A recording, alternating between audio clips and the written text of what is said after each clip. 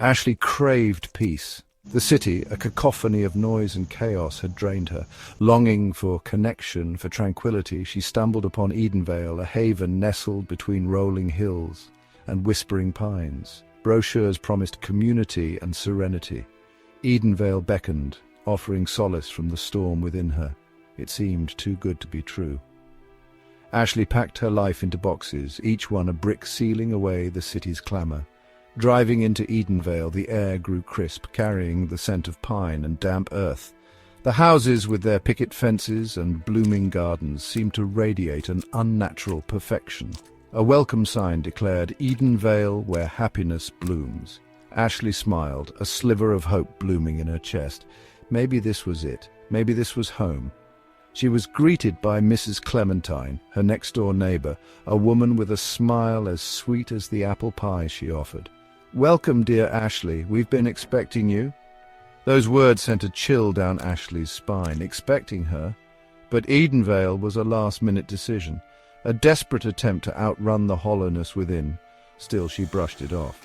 Maybe this was just small-town friendliness, a trait long forgotten in the city's anonymity.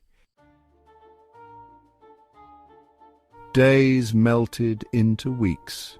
Edenvale lived up to its idyllic facade. The residents, an assortment of families and couples, were welcoming, their smiles unnervingly bright.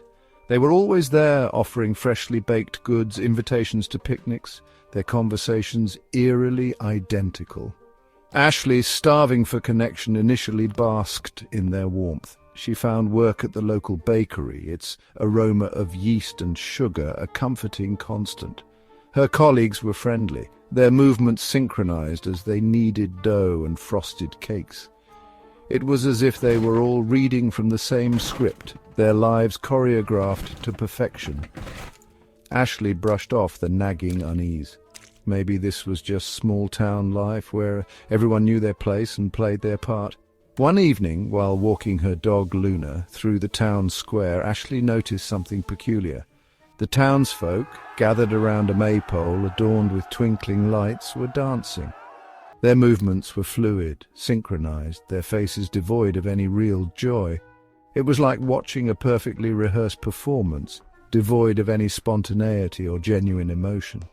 Luna, usually playful, whimpered, hiding behind Ashley's legs. Ashley felt a prickle of unease.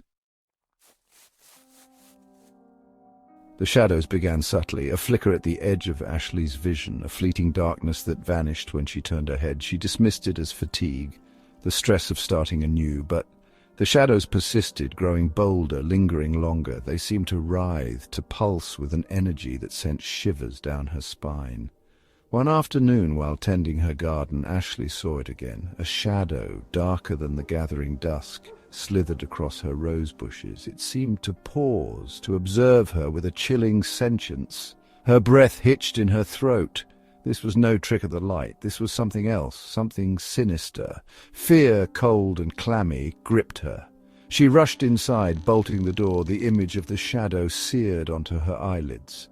The cheerful wallpaper, the scent of freshly baked cookies, did little to soothe her racing heart. Edenvale, once a sanctuary, now felt like a gilded cage, its beauty a thin veneer masking something dark and unknown.